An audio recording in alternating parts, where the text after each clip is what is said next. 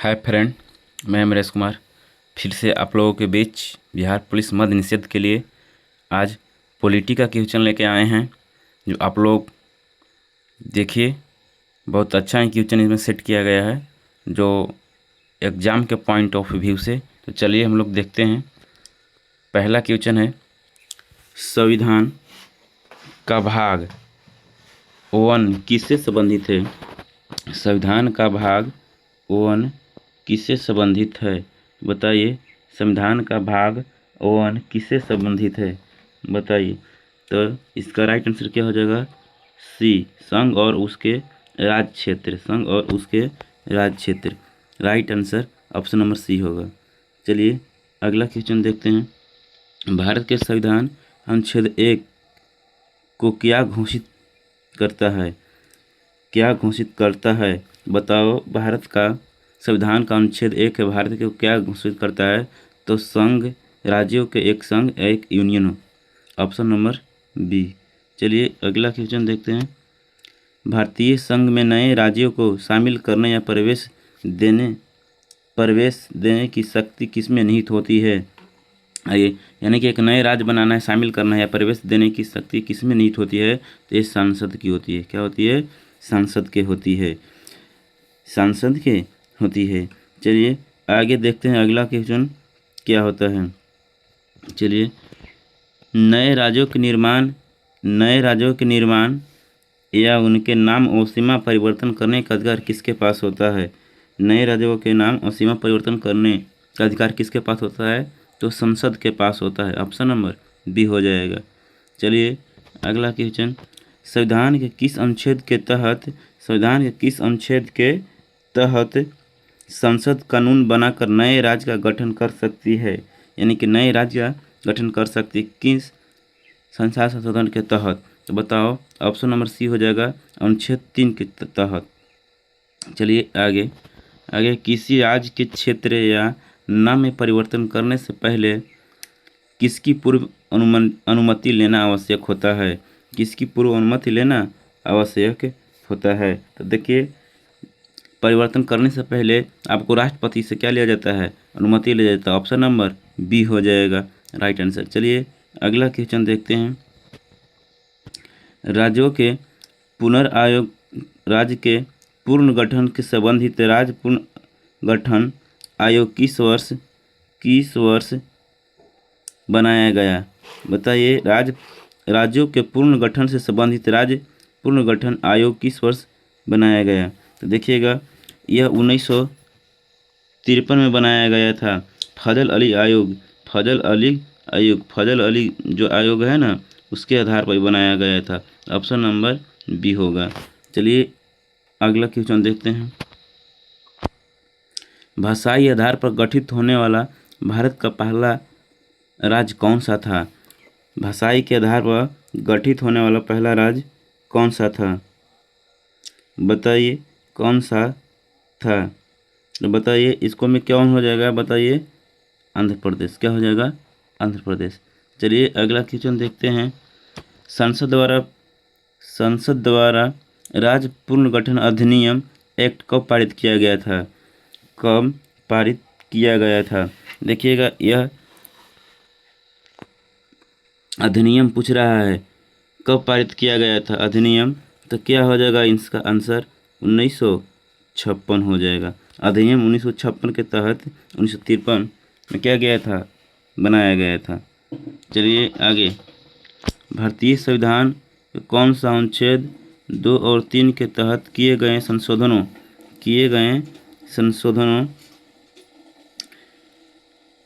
संशोधनों को समान बहुमत से पारित करने की अनुमति देता है? तो अनुच्छेद 4 हो जाएगा। ऑप्शन नंबर डी हो जाएगा। यहाँ पर ऑप्शन नंबर डी हो जाएगा। चलिए अगला क्वेश्चन देखते हैं।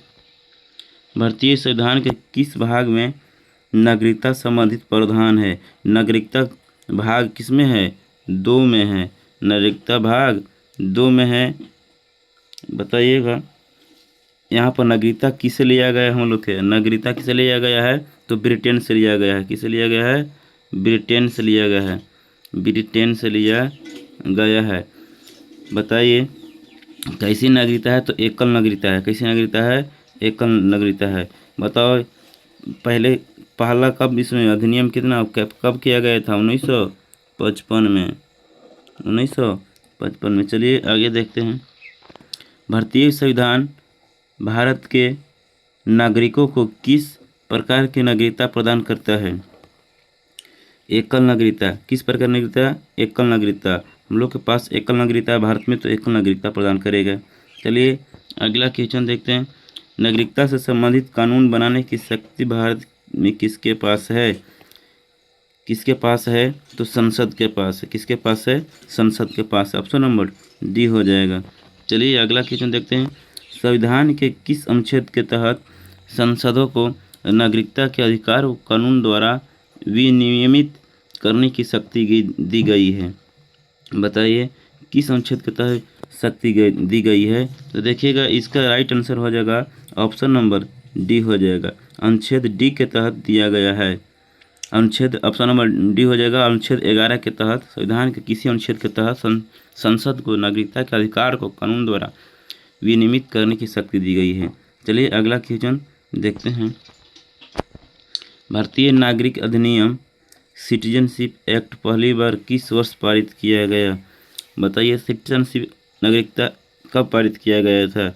बताइए अभी बताए थे कि कब का है अधिनियम? 1955। और right answer option number C हो जाएगा। चलिए अगला क्वेश्चन। कोई व्यक्ति भारतीय नागरिक नहीं रहेगा यदि वह स्वेच्छा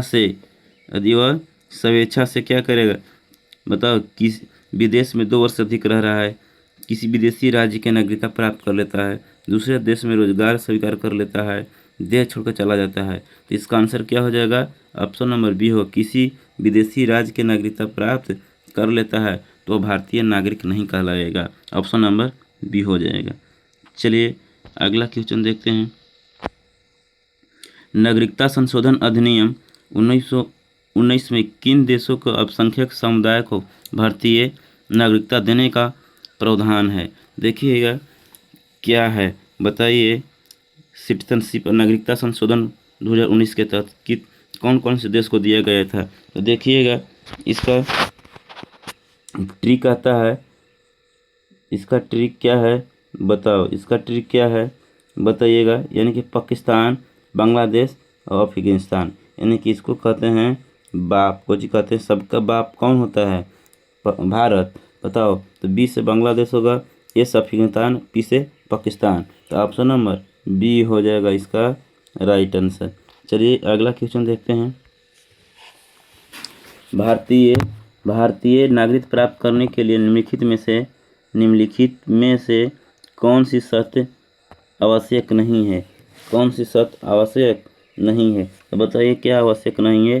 संपत्ति का स्वामित्व नहीं है, जन्म से वंशगत पंजीकरण द्वारा ये सब द्वारा क्या कर सकते हैं? ले सकते हैं, पर संपत्ति का स्वामित्व नहीं है तो होना चाहिए। चलिए आगे अगला देखते हैं क्वेश्चन। संविधान लागू होने के समय 26 जनवरी 1950 नागरिकता से संबंधित प्रावधान किस अनुच्छेद में दिए गए हैं? नागरिकता से संबंधित किस अनुच्छेद में दिया गया है? तो बताइए प्रावधान किस अनुच्छेद में? तो अनुच्छेद 5 में दिया गया है। चलिए अगला क्वेश्चन देखते हैं। भारतीय संविधान के कौन सा अनुच्छेद राज्य को विधि प्राधिकरण के बिना किसी भी व्यक्ति पर कर लगाने के असूलने से रोकता है? बताइएगा किस अनुच्छेद के तहत? तो अनुच्छेद 265 के तहत। चलिए अगला क्वेश्चन देखते हैं। निम्नलिखित में से किस वाद केस में सुप्रीम कोर्ट ने यह निर्णय दिया था कि मूल अधिकारों में संशोधन नहीं किया जा सकता है? बताइएगा मूल अधिकारों में संशोधन नहीं किया जा सकता है। तो गोलकनाथवाद 1967। ऑप्शन नंबर बी हो जाएगा। ऑप्शन नंबर बी हो जाएगा। बताइए इसको में केशवानंद भारती वाद केस जो है 1973, इसमें क्या किया गया था? संशोधन इसमें कहा गया था संशोधन कर सकते हैं, परंतु मूल ढांचा में छेड़छाड़ नहीं कर सकते हैं। ऑप्शन नंबर इसका राइट आंसर बी हो जाएगा। चलिए अगला क्वेश्चन देखते हैं। मौलिक अधिकार से संबंधित मौलिक अधिकार के संदर्भ में अधिग्रहण का क्या अर्थ है? बताइए, मौलिक अधिकार का धर्म क्या है? राज्य द्वारा निजी संपत्ति के सार्वजनिक कल्याण हेतु। ऑप्शन नंबर ए हो जाएगा। चलिए अगला क्वेश्चन देखते हैं। अगला क्वेश्चन है, संविधान के अनुच्छेद 1 से लेके 19 के 1 के डी के तहत घूमने की स्वतंत्रता में कौन सा कथन सही है? बताइए तो क्या हो जाएगा? कौन सी कथन सही है? बताइए क्या होगा? बताइए तो इसका ऑप्शन नंबर बी हो जाएगा। राज्य के अनुसूचित जनजाति के हितों में रक्षा के लिए प्रतिबंध लगा सकता हूँ, ये बात बोला गया है। चलिए आगे। संविधान का कौन सा अनुच्छेद दोहरे दंड के संरक्षण प्रदान करता है? बताइए, अनुच्छेद दोहरे दंड का प्रावधान करता है। बताइए, अनुच्छेद 20 के 2 में। चलिए आगे। अगला क्वेश्चन है, निजता का अधिकार को मौलिक अधिकार किस वाद में घोषित किया गया? बताइए, पुट्टास्वामीवाद के एस पुट्टास्वामीवाद 2017 में। बताइए, मेनका गांधीवाद 1978 क्या है? विदेश घूमने में केस किया गया था। चलिए आगे। अगला क्वेश्चन है, निम्नलिखित में से कथन बंदी प्रथितकरण रीट के बारे में सही है? तो बताइए क्या होगा सही? देखिए, यह केवल सामाजिक प्राथमिक खिलाफ जारी की जा सकती है, निजी व्यक्तियों के खिलाफ नहीं। यह गैर कानूनी के रूप में हिरासत के लिए व्यक्ति को रिहा करने के लिए जारी किया है। सही बात है। इसका राइट आंसर क्या हो जाएगा? बी। क्या हो जाएगा? बी। चलिए अगला क्वेश्चन देखते हैं। चलिए बताइए इसका आंसर फटाफट बताइए। यदि किसी व्यक्ति की गिरफ्तारी संविधान के अनुच्छेद 22 के तहत निवारक निरोध कानून के अंतर्गत होती है तो उसके समय तक बिना सलाह बोर्ड की राय की हिरासत में रखा जा सकता है। बताइएगा, 3 माह तक रखा जा सकता है। ऑप्शन नंबर सी हो जाएगा। चलिए अगला क्वेश्चन देखते हैं। बताइए, अनुच्छेद 21 के ए शिक्षा का अधिकार के तहत किस आयु वर्ग के बच्चों को मुफ्त की शिक्षा देना है? 6 से 14 वर्ष के बच्चों के लिए। ऑप्शन नंबर बी हो जाएगा। बताओ, 6वां संविधान संशोधन किसके द्वारा? 2002 के द्वारा। चलिए आगे। तो संविधान की कौन सा अनुच्छेद अल्पसंख्यक वर्ग लोगों को अपनी पसंद की शिक्षण संस्थाओं की स्थापना और प्रशासन का अधिकार देता है? बताइए क्या हो जाएगा इसका आंसर? क्या होगा? बताइए क्या हो जाएगा इसको में? संविधान के कौन सा अल्पसंख्यक वर्ग के लोगों के अपनी पसंद की शिक्षण संस्थाओं की स्थापना और प्रशासन का अधिकार है?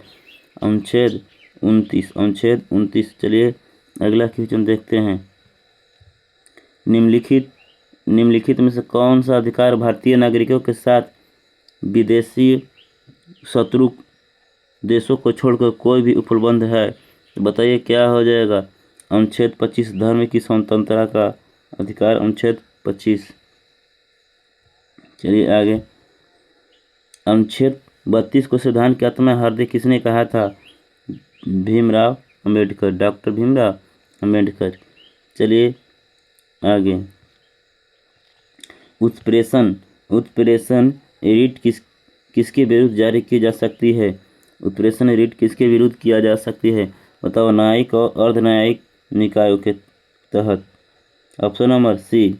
चलिए अगला देखते हैं क्वेश्चन। मूल अधिकारों में परिवर्तन के लिए रीट जारी करने की शक्ति के संदर्भ में सर्वोच्च न्यायालय और उच्च न्यायालय के बारे में निम्नलिखित में से क्या सही है? बताइए क्या सही होगा? बताइए इसका राइट आंसर हो जाएगा सी। राइट आंसर होगा सी। सुप्रीम कोर्ट केवल मौलिक अधिकार के लिए रिट जारी कर सकता है, जबकि हाई कोर्ट अन्य मामलों में भी रिट जारी कर सकता है। चलिए अगला क्वेश्चन पढ़ते हैं, बताइएगा। अनुच्छेद 17 के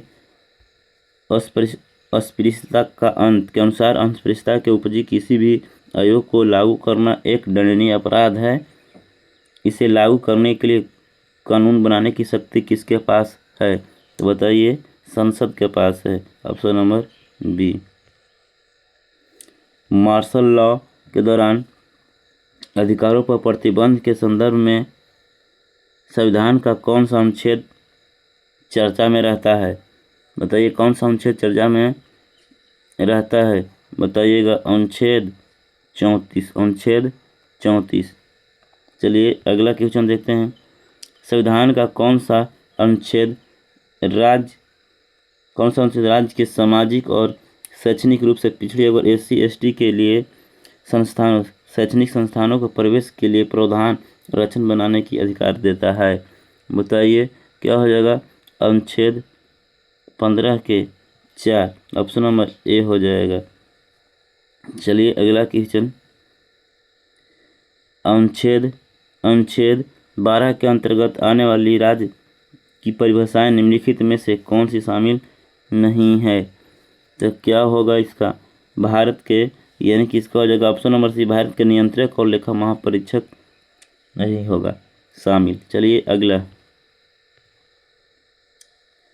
निम्नलिखित में से किस मौलिक अधिकार को राष्ट्रीय आपातकाल के दौरान निलंबित नहीं किया जा सकता है? बताइए कौन कौन को निलंबित नहीं किया जा सकता है? तो 20 और 21 को निलंबित नहीं किया जा सकता है। चलिए अगला क्वेश्चन। संपत्ति के अधिकार को किस संशोधन अधिनियम द्वारा मौलिक अधिकार की सूची से हटा दिया गया है? बताइए क्या होगा? 44वां संविधान संशोधन 1978 के तहत इसको क्या किया है? संपत्ति के अधिकार को हटा दिया गया है। चलिए अगला देखते हैं। निम्नलिखित में किस नीति निर्देशक तत्वों को अनोखी विशेषताएं वाला संविधान की आत्मा कहा है? संविधान की आत्मा कहा है? बताइए किसने कहा है संविधान की आत्मा? बताइए संविधान की आत्मा बताइए। डॉक्टर भीमराव अम्बेडकर। चलिए आगे। निर्देश तत्व एक ऐसे चेक हैं जिनका भुगतान बैंक की सुविधा अनुसार किया जा सकता है। यह प्रसिद्ध कथन किसका था? केटी शाह के। ऑप्शन नंबर ए हो जाएगा। चलिए फटाफट बताइए इसका आंसर। अगर वीडियो अच्छा लगे तो आप लाइक और सब्सक्राइब कर सकते हैं। मूल संविधान में कौन सा अनुच्छेद नहीं था? मूल संविधान में कौन सा अनुच्छेद नहीं था? बताइए मूल संविधान में कौन सा अनुच्छेद नहीं था? बताइए मूल संविधान में कौन सा अनुच्छेद नहीं था? इसका राइट आंसर क्या हो जाएगा? बताइए इसका राइट आंसर क्या हो जाएगा? नहीं था, बल्कि उसे 42वें संविधान संशोधन अधिनियम 1976 द्वारा जोड़ा गया। बताइएगा इसका आंसर छुपी हुई है, थोड़ा सा देखिएगा। इसका आंसर हो जाएगा डी हो जाएगा। इस सब भी क्या हो जाएगा? डी। अनुच्छेद देखिए, अनुच्छेद 48 के में है पर्यावरण और वन जीव की सुरक्षा करना है। अनुच्छेद 43 के में उद्योग एवं प्रबंध के श्रमिक की भागीदारी है। बताइए अब इधर देखिएगा, अनुच्छेद बी में है उद्योगों एवं प्रबंधों के लिए श्रमिक समझदारी है। अनुच्छेद ए में समान और मुफ्त कानूनी की सहायता है। ये में इसका आंसर डी हो जाएगा। चलिए अगला क्वेश्चन देखते हैं। चलिए बताइएगा, किस मामले में सर्वोच्च न्यायालय ने यह व्यवस्था दी कि निरपेक्ष तत्वों और मूल अधिकारों के बीच संतुलन के बुनियादी ढांचे का हिस्सा है? तो बताओ कौन सा? केशवानंद भारती मामला 1900 1973 में। चलिए अगला देखते हैं। 1997 बताना है। 97 संविधान संशोधन अधिनियम 2011 के द्वारा भाग 4 में कौन सा नया प्रावधान जोड़ा गया है? बताइएगा कौन सा नया प्रावधान जोड़ा गया है? बताइए कौन सा नया प्रावधान जोड़ा गया है? बताइएगा कौन सा जोड़ा गया है, तो बताइएगा सहकारी समितियों को बढ़ावा देना। चलिए अगला क्वेश्चन। अनुच्छेद 45 के तहत 6 वर्ष के कम आयु के बच्चों की शिक्षा और देखभाल का प्रावधान किस संविधान संशोधन द्वारा किया गया है? तो 46वां संविधान संशोधन 2002 के तहत। चलिए आगे देखना है। निम्नलिखित में से कौन सी अनुच्छेद गांधीवादी सिद्धांतों पर आधारित नहीं है? गांधीवादी अनुच्छेदों पर नहीं है, बताइए क्या होगा?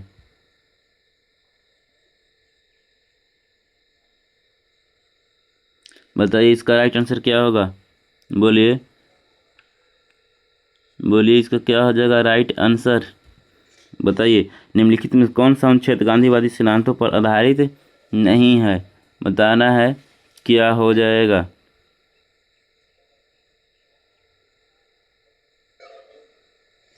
इसका अनुच्छेद देखिए 44 में ग्राम पंचायत है, 43 में कुटीर उद्योग के बढ़ावा देना, 47 में नशीले पेय पदार्थों का है, 48 में पर्यावरण और जीवों का संरक्षण है। तो बताइएगा अनुच्छेद गांधीवादी सिद्धांतों पर आधारित नहीं है, तो क्या हो जाएगा? बताइएगा सी। क्या हो जाएगा? सी। चलिए अगला क्वेश्चन देखते हैं। अगला क्वेश्चन है पुरुष और महिलाओं दोनों के लिए समान कार्य के लिए समान वेतन का प्रावधान अनुच्छेद किसके अंतर्गत आता है? अनुच्छेद 39 के डी के अंतर्गत आता है। चलिए बताइए संविधान का कौन सा अनुच्छेद राज्य को यह निर्देश देता है कि यह प्रतिष्ठा सुविधाओं और अवसरों को समानता को कम करें? बताइएगा क्या हो जाएगा? बताइए क्या होगा इसका राइट आंसर?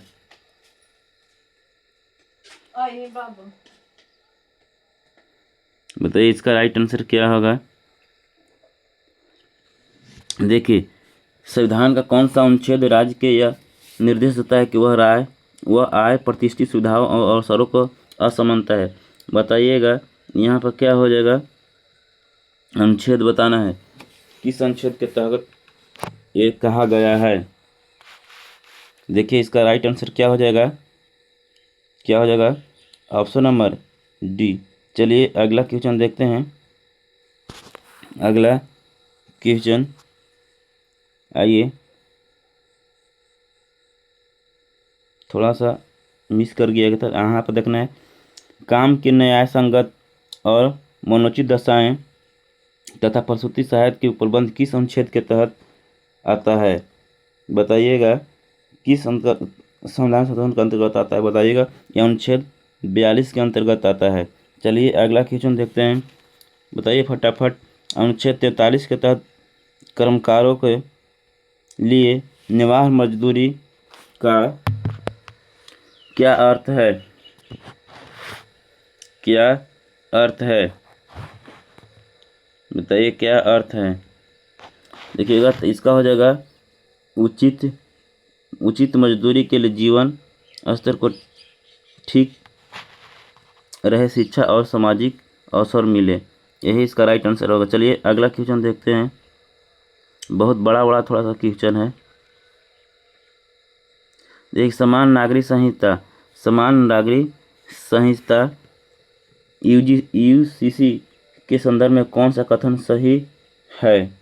कौन सा कथन सही है? तो इस क्या हो जाएगा? अनुच्छेद 44 और के गैर न्याय द्वारा प्रदान किया गया है। ऑप्शन नंबर सी हो जाएगा इसका राइट। चलिए अगला क्वेश्चन देखते हैं। कृषि और पशुपालन को आधुनिक और वैज्ञानिक प्रणाली के संगठन तथा गाय एवं बछड़ों के वध पर रोक किस अनुच्छेद के तहत किया गया है? बताइए 48 के अनुच्छेद 48 के किया गया। अनुच्छेद 48 बताइए। अनुच्छेद 47 में क्या है? मद निषेध, यानी कि धूम्रपान निषेध है, उसको में लिखा गया है। चलिए आगे। राष्ट्रीय महत्व के स्मारक स्थलों और वस्तुओं के संरक्षण का दायित्व राज्य किस अनुच्छेद के तहत सौंपा गया है? बताइएगा। राष्ट्रीय महत्व के स्मारक स्थलों एवं वस्तुओं के संरक्षण के दायित्व राज्य के किस अनुच्छेद के तहत सौंपा गया है? तो अनुच्छेद 49 के तहत। चलिए अगला क्वेश्चन बताइएगा। राज्य की लोक सेवाओं में न्यायपालिका को कार्यपालिका से पृथक करने का निर्देश कौन सा है? बताइएगा। यह है अनुच्छेद 50। चलिए अगला क्वेश्चन देखिएगा। अंतर्राष्ट्रीय शांति और सुरक्षा को बढ़ावा देने तथा राष्ट्रों के बीच न्यायपूर्ण संबंध के बनाए रखने उल्लेख किस अनुच्छेद में है? बताइएगा किस अनुच्छेद में है? अंतर्राष्ट्रीय शांति और सुरक्षा को बढ़ावा देने तथा राष्ट्रों के बीच न्यायपूर्ण संबंधों को बनाए रखने का उल्लेख किस अनुच्छेद में है? तो 51, अनुच्छेद 51 में है। ऑप्शन नंबर डी हो जाएगा राइट आंसर। चलिए अगला क्वेश्चन। संविधान का कौन सा अनुच्छेद यह घोषणा करता है कि निर्देश तत्व देश के शासन में मूलभूत फंडामेंटल और कानून बनाने में इन्हें लागू करना राज्य का कर्तव्य है? बताइएगा क्या हो जाएगा राज्य का कर्तव्य? अनुच्छेद 37। अनुच्छेद 37 right answer option number B. बताइए अगला। निम्नलिखित में कथनों पर विचार कीजिए। निम्नलिखित में कथनों पर विचार कीजिए। पहला, नीति निर्देशक तत्व न्यायालय द्वारा परिवर्तनीय नहीं है। सही बात है, सही बोला जा रहा है। मूल अधिकार नकारात्मक निर्देश जबकि निर्देशक तत्व सकारात्मक निर्देश है। सही है। तो इसका ऑप्शन देखिएगा क्या हो जाएगा? ए और बी, यानी कि इसका आंसर राइट आंसर सी हो जाएगा। चलिए अगला देखिए। कहता है 25वें संविधान संशोधन अधिनियम 1971 द्वारा जोड़े गए अनुच्छेद 31 के सी का मुख्य उद्देश्य क्या था? बताइए इसका क्या था? आंसर इसका हो जाएगा राइट। अनुच्छेद 39 के बी और 39 के सी प्रभावी कानूनों और 14 और 19 के उल्लंघन के आधार पर अमान्य होगा। यही इसका राइट आंसर हो जाएगा ऑप्शन नंबर बी। देख रहे कितना बड़ा इसका आंसर है। चलिए अगला क्वेश्चन देखते हैं। निम्नलिखित में से कौन सा भाग 4 के बाहर स्थित नीति निषेध तत्व सिद्धांत के रूप में जाना जाता है? बताइए कौन सा है?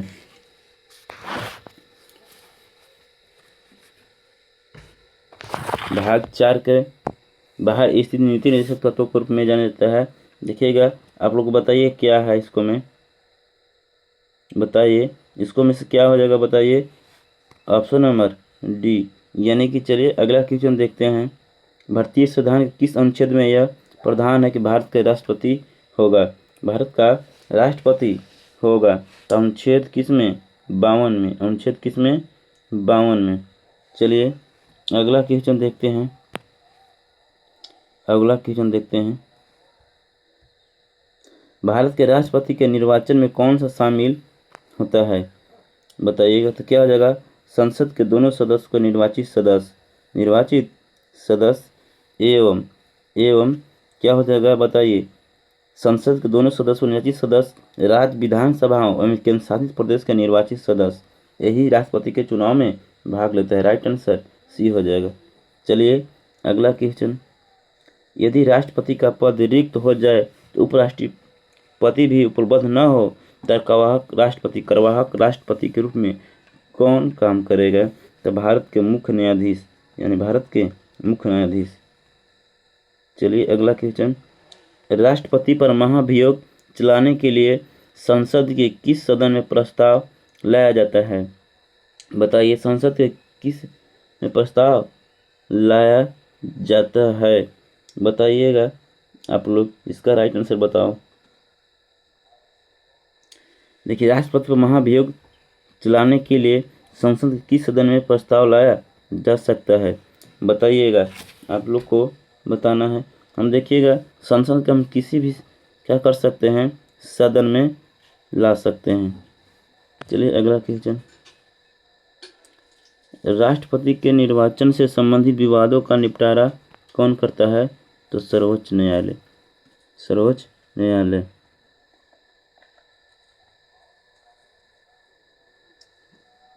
निम्नलिखित में से किसे संसद के किसी भी सदन में बोलने और उसे कार्यवाही में भाग लेने का अधिकार है? कार्यवाही में भाग लेने का अधिकार है, बताइए क्या हो जाएगा इसका राइट आंसर? भारत के महान्यायवादी, यानी कि संसद के किसी भी सदन में बोलने और उस कार्यवाही में भाग लेने का अधिकार है, लेकिन मत देने का अधिकार नहीं है। भारत का महान्यायवादी। चलिए अगला क्वेश्चन, भारत के किस अनुच्छेद के तहत राष्ट्रपति को क्षमादान है? राष्ट्रपति को क्षमादान, बताइएगा। अनुच्छेद 72 के तहत। चलिए आगे, संसद के दोनों सत्रों के बीच अधिकतम अंतराल कितना होता है? अधिकतम कितना होता है?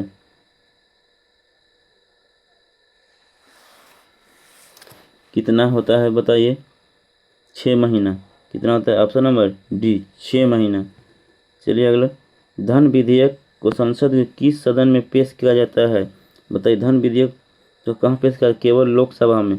कहाँ? केवल लोकसभा में, अनुच्छेद 110 के तहत। चलिए आगे, अगला क्वेश्चन है, किस विधेयक को धन विधेयक घोषित करने में अंतिम निर्णय किसका होता है? अंतिम निर्णय किसका होता है? तो लोकसभा के अध्यक्ष, ऑप्शन नंबर बी हो जाएगा। भारत के प्रधानमंत्री की नियुक्ति कौन करता है? भारत के प्रधानमंत्री की नियुक्ति कौन करता है? राष्ट्रपति। और प्रधानमंत्री अनुच्छेद 75 के तहत। आगे अगला क्वेश्चन देखते हैं, मंत्रिपरिषद सामूहिक रूप से किसके प्रति उत्तरदायी होती है? बताइएगा, किसके प्रति उत्तरदायी होता है? बताइए, लोकसभा है ना, लोकसभा के अंतर्गत।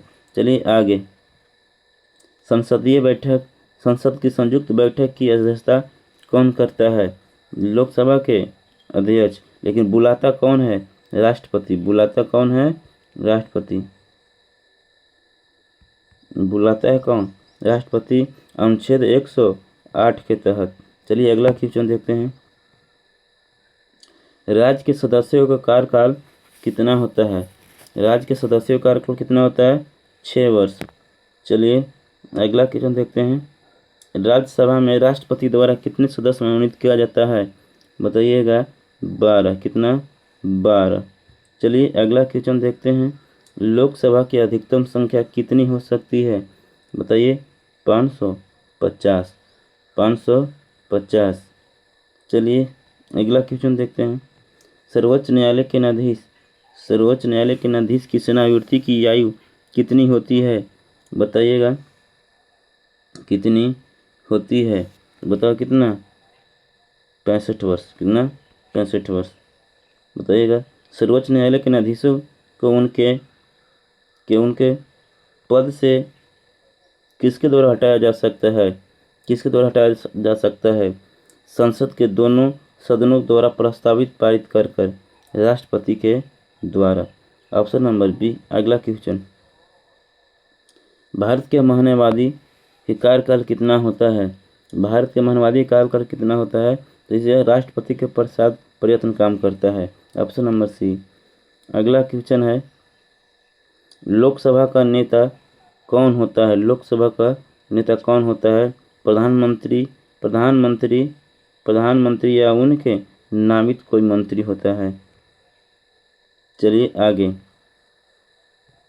अनुच्छेद 78 के अनुसार प्रधानमंत्री का क्या कर्तव्य है? बताइएगा, तो संघ प्रशासन की संबंधी मामलों में राष्ट्रपति का सूचना देना। चलिए आगे क्वेश्चन देखते हैं, भारत के नियंत्रक एवं महापरीक्षक कैग की नियुक्ति कौन करता है? राष्ट्रपति। कौन करता है? राष्ट्रपति। चलिए अगला क्वेश्चन देखते हैं, संसद की किसी सबसे बड़ी वित्तीय समिति कौन सी है? बताइएगा, संसद की सबसे बड़ी वित्तीय समिति कौन सा है? तो इसका क्या हो जाएगा? प्राक्कलन समिति। क्या हो जाएगा? प्राक्कलन समिति। बताइए, प्राक्कलन समिति में क्या होता है? 30 सदस्य होता है और तीनों कहाँ से होता है? लोकसभा से होता है। देखिएगा, लोक लेखा समिति, इसको में 22 होता है लोकसभा से, 22 लोकसभा से और 15 यानी कि 22 हो गया लोकसभा से। अब ये क्या होता है, 7 राज्यसभा से होता है। अब एक और होता है सदस्य।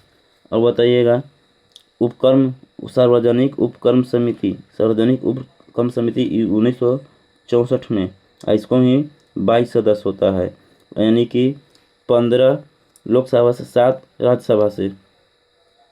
चलिए आगे, भारत के उपराष्ट्रपति का चुनाव कैसे होता है? बताइए, उपराष्ट्रपति का चुनाव कैसे होता है? संसद के दोनों सदनों के सदस्य द्वारा एकल सक्रिय मत द्वारा। ऑप्शन नंबर सी हो जाएगा। चलिए आगे देखिएगा। अगर वीडियो अच्छा लगता है दोस्त तो मेरे चैनल को आप सब्सक्राइब कीजिए, अपने दोस्तों के पास शेयर कीजिए, जिससे हमारे हौसलों बढ़े।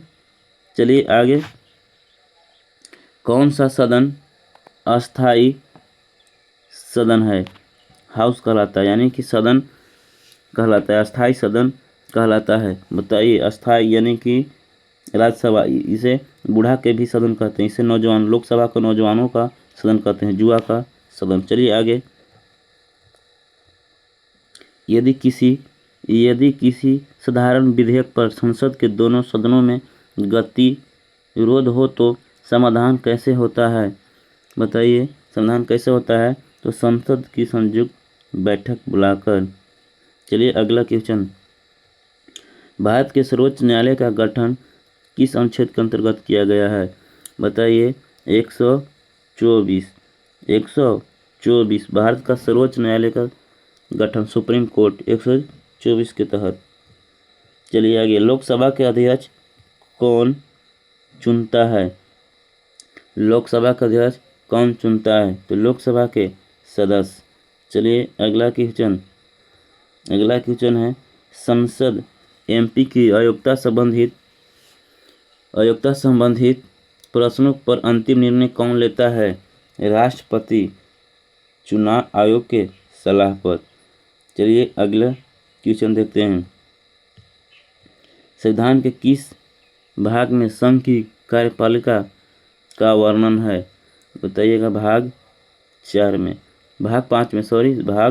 5 में है। संविधान के किस भाग में संघ कार्यपालिका की शक्ति है? भाग 5 में 52 से लेके 100 कहाँ तक है? 51 तक है। चलिए अगला क्वेश्चन देखते हैं, राष्ट्रपति द्वारा जारी किया गया अध्यादेश अधिकतम कितने समय तक प्रभावित रह सकता है? बताइए, 6 महीने और 6 मास तक ये रह सकते हैं। Option number C. अगला क्वेश्चन, शून्यकाल। बताइए, शून्यकाल क्या है? शून्यकाल क्या है? बताइएगा, शून्यकाल क्या है? बताइए, शून्यकाल क्या है? शून्यकाल बताइए क्या है? प्रश्न के तुरंत बाद जब समय अत्यंत मामले उठाया जाते हैं तब। चलिए अगला क्वेश्चन देखते हैं, विश्वास प्रस्ताव संसद के किस सदन में लाया जाता है? विश्वास प्रस्ताव। बताइए, विश्वास प्रस्ताव संसद के किस सदन में लाया जाता है? बताइएगा, क्या हो जाएगा? लोकसभा में। कहाँ? लोकसभा में। चलिए अगला क्वेश्चन, अगला है, केंद्रीय मंत्री में अधिकतम मंत्रियों की संख्या 1/10 कितनी होती है?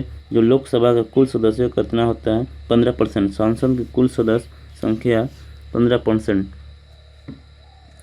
प्रधानमंत्री द्वारा तय की गई संख्या कैबिनेट की सलाह पर की जाती है। तो चलिए आगे बताइए क्या होगा?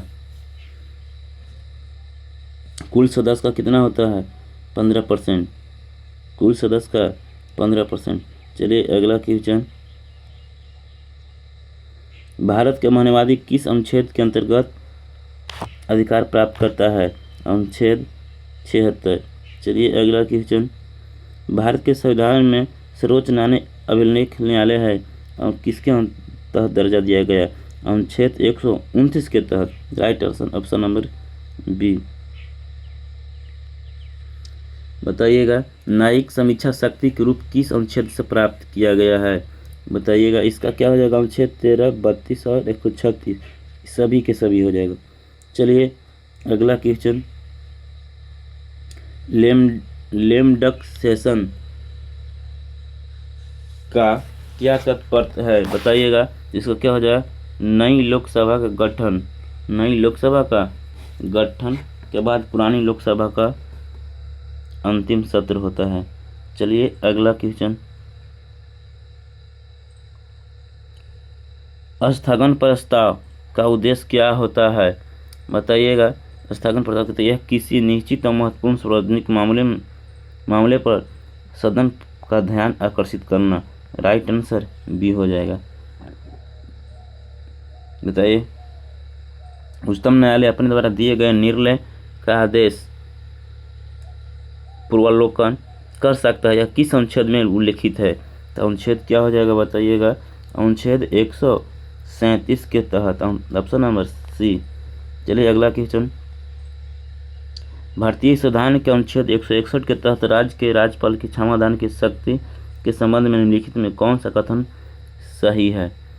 बताइएगा कौन सा हो जाएगा? तो ऑप्शन नंबर बी, राज्यपाल की क्षमादान की शक्ति कोर्ट मार्शल लोग की सजा में शामिल नहीं है, यही इसका हो जाएगा राइट आंसर। थोड़ा सा प्रॉब्लम आया है, स्क्रीन पर चला गया है वीडियो। चलिए दोस्तों जय हिंद, इतना ही तक आज, फिर इसको एक नया पार्ट ले आएंगे।